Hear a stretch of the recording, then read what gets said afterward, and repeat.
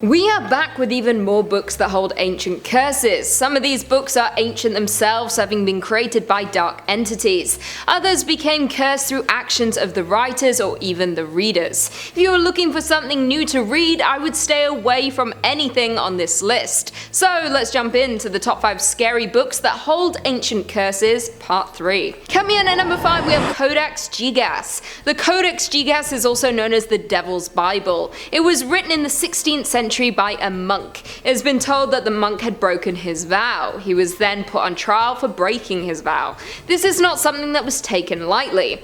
After a short trial, he was found guilty and sentenced to execution. He had a couple of days left. With the little time that he had left, he wanted to write everything he knew about the human experience. He wanted there to be something left of him after he passed on. He was writing as much as he could for as long as he could. He knew they would come to take him soon.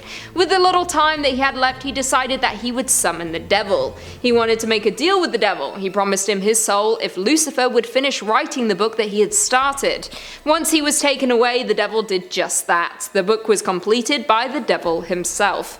It is said to be overflowing in dark imagery. The book contains rituals that you can perform to contact the devil yourself. It also includes sketches of the devil and other demonic beings. The devil used the book to hold dark ancient curses. As an evil being, he wanted anyone who came into contact with the book in their life to be cursed. He wanted to take more souls as he did the old monk. It is said the soul of the monk is bound to the book by the devil, as those who touch it may see or hear the monk's warning to save their souls. Coming in at number 4, we have the Book of Soyga. The Book of Soyga is also known as the Book of Death. There have only ever been 2 copies known in existence. The book has been written in an unknown language. There has never been anyone who have been able to identify the language. It is also not known who's written the book. There was a lot of mystery around the text. A scholar named John Dee found the book. He wanted to attempt to decode the book. He became obsessed with the book. He started to fall into insanity. John started to no longer resemble himself. His professional work was not the same, and he was consumed by the obsession of the writing. After his death in 1608, the book was lost. It was not discovered again until 1994.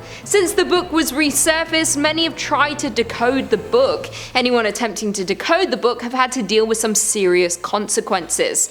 According to the legend, anyone who does successfully decode the book will pass away within the next 3 years. It's rumored this may have been what happened to John Dee. Decoding the book might have driven him crazy and the curse took his life. He might have hidden the book so that for all those years it would not hurt anyone else or drive anyone insane. Both copies have now been found. They have been secured and can be found in London. One is kept at the British Library and the other is at the Bodleian Library. They are locked away safe so that no one can attempt to read the horrors contained within the text. Coming in at number 3, we have the Book of Abramelin. The book was formed from 12 manuscripts written by a man named Abraham. He wrote the book to pass on his secrets to his son. He told the story of his journey across the Egyptian desert. During his time in the desert, he came across a magical being. The mage taught a powerful form of Kabbalistic magic to Abraham. In return, the mage asked for Abraham to live in fear of the Lord and to serve him. He said he must not live his life in search of riches or have more than he needs. He warned him not to use the magic to obtain any of these things. When Abraham returned home, he wrote the book to ensure he did not lose the knowledge. He wrote powerful incantations, ways to summon otherworldly beings as well as other powerful spells.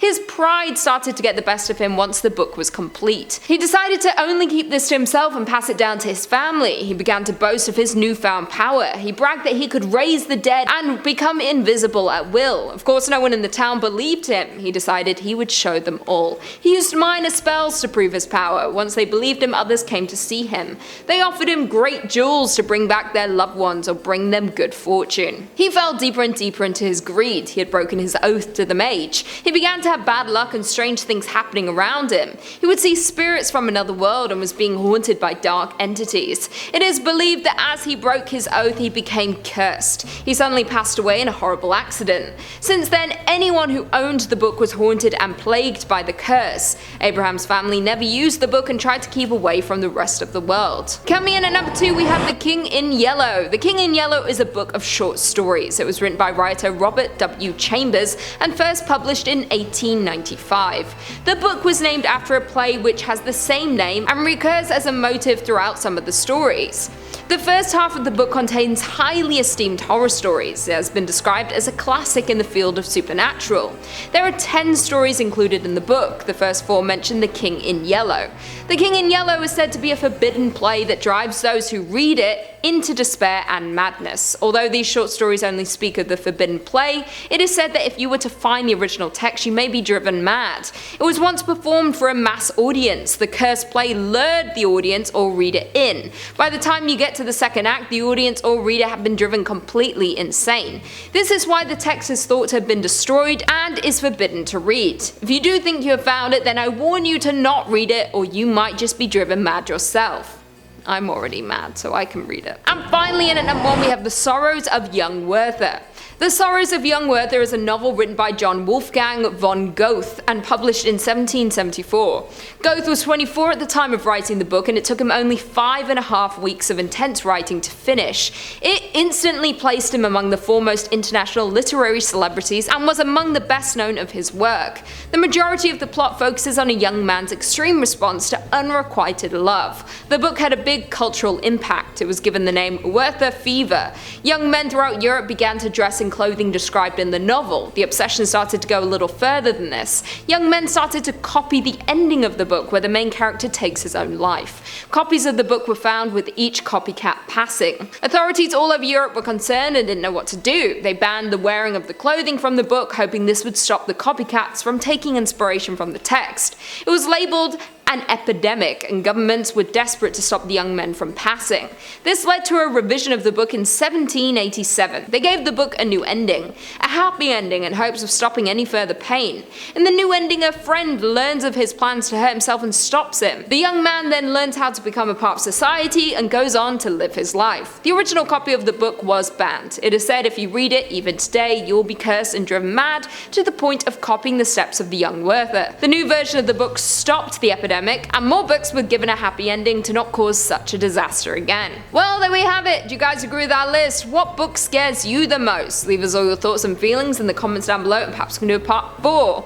And on that note, if you haven't already, be sure to give this video a big thumbs up, and until next time, I'll see you later. Coming in at number 5, we have Codex Gigas? Gigas? One is kept at the British Library, and the other is at the Bodleian, sure. The book was formed from 12 manuscripts written by a man named Abraham. The mage taught a powerful form of Kabbalistic. The new version of the book stopped the epidemic, and more books with